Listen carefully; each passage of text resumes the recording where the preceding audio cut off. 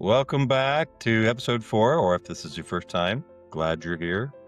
This is Motivational IQ, the podcast where we open your brain and dig into what makes you tick, what resonates or really just drags you down, and why it does that. Today, we're going to spend our time talking about how to kind of self-diagnose and who's in charge.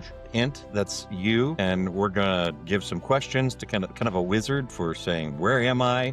And what do I need to do next? Lots of interesting stories and insights to help us go along the way. Let me start by explaining that I grew up the middle child of 7 with a father who was a school teacher, high school teacher in math, computers, and physics. Now, I was born in the 70s, so computers were like very, very cutting edge. And I remember fiddling with the very first multiprocessor 8088's calculators. And then with early Macs, and before I was 10, we had a TRS-80 in our home. But more interestingly, I got into math and physics at a very, very young age because my dad likes to teach a lot like me. He's like, I love to learn and love to share stories and tie things together. And so at a very early age, I had a pretty good understanding of relativistic physics. And at one point, my dad gave me a book called How to Do High-Speed Math. And so I devoured that book and kind of accelerated my learning. And now I can do math very, very quickly. And it's kind of cool. But the issue is that set a stage for me to move forward. And we're going to talk about how it is that we set our own stages, how we aspire to that next step in our journey, how we move forward, and what that means. Now, let me tie in one more situation example. I just finished up a semester with the University of Wisconsin where I teach the capstone course for the undergraduate students in computer science, new media and technology. And so I essentially coach, consult, and educate a group of this semester was like 23 students who are seniors in their college career and are doing a community or company project or a university project associated with their major, app dev, UX, UI, or network security, things like that. And I love the end of the semester because I get to see the education come to fruition, the effort and the process. About 3/4 of the way through the semester, I am just thrilled because now I'm able to have these conversations with these students that I couldn't have had at the beginning of the semester. And I point that out to the students and I see their eyes open and their minds go, oh, he talked about this. And then I go, remember what I said at the beginning of the semester about this? You're now seeing why that matters, how that plays out, and how to deal with it. And that's the whole purpose of that course, right? Project management is the definition of something that starts and stops and you mature through it. And as you get farther along, it becomes more clear, you get better at it, and then you become valuable as you deliver ideally what was proposed, but maybe what was changed in accordance with the needs of the organization or even the project process or the resources. And so I love to see that come to fruition. There's some topics that you just can't get across without a deeper context. And so that's what I'm going to be talking about because I started my life with a deeper context in computing, math, and physics. And we all go through processes where we build a context which thrusts us through the conscious competency process and identifying where we picked up some steam or lost steam on interest or doing projects or goals is really what motivational IQ is all about. Okay, so today is about you are the master of your own motivation. You're the best architect of your motivation.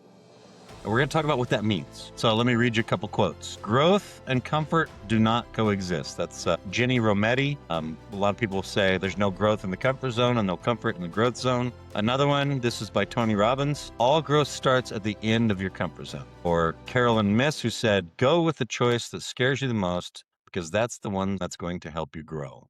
And then Joe Vitale, uncomfortable doesn't mean bad. Uncomfortable simply means you're doing something you haven't done before. Some of us might identify with kind of the imposter syndrome. And there's a lot of people who say, if you're feeling imposter syndrome, That's good. That means you're being stretched. That means that the effort that you've put in has brought you to a new place, or the experiences that you're going through have brought you to a new place. Understanding why we get there, how we get there, and how we push ourselves to the things we aspire to is really the gold.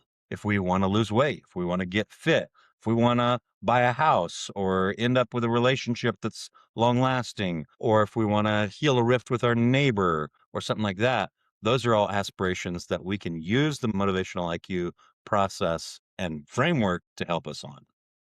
So I have developed a few questions to help you kind of identify where you are in the process, and then understanding the whole map, you can move yourself along it. So in the very beginning, at the very start of that conscious competency model or the survive mode, if you're struggling, if it's like a grind, um, and you recognize you're in survive mode when challenges hit, you might wake up with a head cold. That thrusts you very quickly into the survival mode. What do I do? What do I need to do to fix this? Do I take medicine? Do I go to the doctor? Do I just grit it out? If you have a significant injury, break a leg or, arm or sprain an ankle, or heaven forbid these things happen, it puts you into that process. If you get into an argument with your significant other, boss, coworker, landlord, neighbor, it immediately pushes you back to the beginning of the process. Navigating through that, kind of bouncing back, that's that motivational buoyancy that we talked about before. So the identification of when you're in that first mode, that process is, do you identify a need for change? Do you identify a want for change? Do you aspire for something? Do you feel like there's an opportunity for change or growth?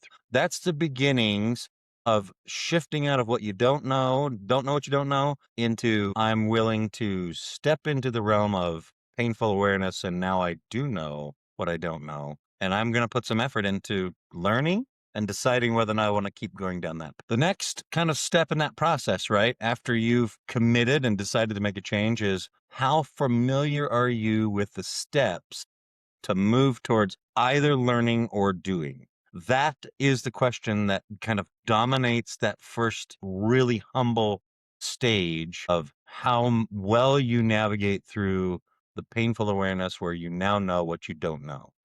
Most people, it's very, very uncomfortable. And I think that most people resonate with, when I learn something, I want to try it, I want to do it, I want to learn more. That's at the tail end of what we're talking about right now. So if it's assessing how much I know about the situation I don't know anything about, or assessing if I know how to go about remedying that. All right. The next step is when you're comfortable doing the work that you've identified that aligns with this long term goal. And it could be a short term goal. So if you say, I want to have a better relationship with my neighbor, and you figure out some steps to go about doing that, and you start doing them and it's working, that's smooth operation where you now know what you do know, it's working, and you're going along. So identifying that you're comfortable doing the thing that you know is in line with your goal is smooth operation. That's the stage 3. That's success mode. The last mode, thrive, transcend, it's where purpose dominates. That's where we're on autopilot champion. It's if you lose track of time when you're doing something and you really enjoy it. Uh, a lot of people call that the flow zone, where when you're in the flow. Where my son, who likes to do computer programming, he's like, I just want to code. He loves to be in that flow zone. Artists get into that when they're like, I don't want to be interrupted. I'm creating, I'm feeling it. And there's a lot of people, there's other things that kind of manifest for individuals, like how they get in there or how they stand there or how they even deal with others when they're in that zone. Sometimes it feels like they're being rude and pushing you off. It's because they really are trying to protect that high state. All right. So we've kind of talked about some questions to help you identify where you're at. I want to jump into something that's very interesting that I had somebody ask me about. And that is, what do you do when you identify someone who needs help and can't get themselves out of the kind of the struggle, pain zone? Not like even before painful awareness, if they're in heavy depression, or even if they are considering suicide or something like that. This is a moment where we take the initiative and help them do something that's meaningful to get them comfortable in the don't know what they don't know zone. If you've got somebody who's really, really sick, you will feed them. If you've got somebody who's really, really down, you'll just hug them. If they're grieving, you just spend time with them. You don't talk, you don't tell them what to do. You just listen. This is kind of the precursor to getting them kind of to identify, hey, there's something better. Because in the end, the big motivator, the impetus of everything is if we are looking down the road towards something that's different than where we are now. Now, next episode, I'm going to talk about strategy, which is the definition of how we get to where we want to be or plan to be versus here we are now, and how motivational IQ fits into that. But you can see it starting to form there, where if the impetus for moving forward is a defining a future state and motivation as well, and why, how, and what fitting into that, then knowing where we are is the first step. And helping someone get to where they know where they are might be a critical service that you can offer. Back to my growing up, physics, math, computers, the connection between willingness, extra effort, and recognizing kind of the gap of where I want to be versus where I am is a mindset. I was exposed to something early that created a mindset that some people may feel is unfair. Like, hey, how come you got to get into computers in the 70s? It's interesting. By the time I was out of high school, I already knew I didn't want to be a coder. Some people take a little bit longer to figure that out. Some people love it. There's nothing wrong with that. I never wanted to stop being in that growth, painful awareness zone. I loved the learning and connecting the dots. So let's tie in one more thing. COVID. COVID thrust upon us this laboratory of learning that exposed something interesting. And I think most people think that the COVID pandemic kind of exposed a lot of interesting perspectives about humanity and society and government and everything.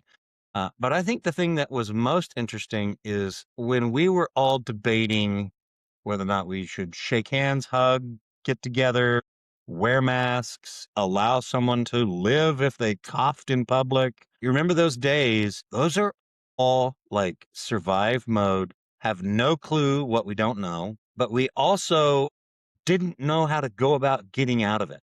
And so we were looking to people that might have a suggestion. I mean, we listened to anything. Wear gloves at the gas station. Wipe down your groceries. We were willing to try anything because of the amount of pain that we were in and what we thought it would do to move us forward. We recognized this gap. We didn't quite know what to do, but we were trying to kind of throw on everything we could at it. Everything from ivermectin to slugging down some of the hand sanitizer and spitting it out. Right? I mean, I heard every sort of maybe, but we also recognized that there were people that once they had put in the effort, like a doctor of virology, we respected their opinion because of the effort and time that they had put into resolving that gap.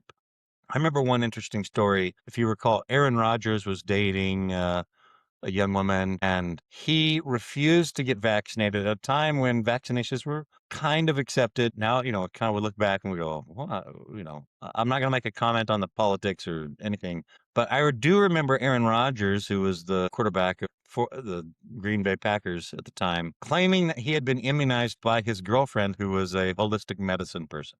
And the backlash on him was gigantic. Unfortunately, he didn't need a lot of help getting negative backlash because he was kind of a whiner at the time.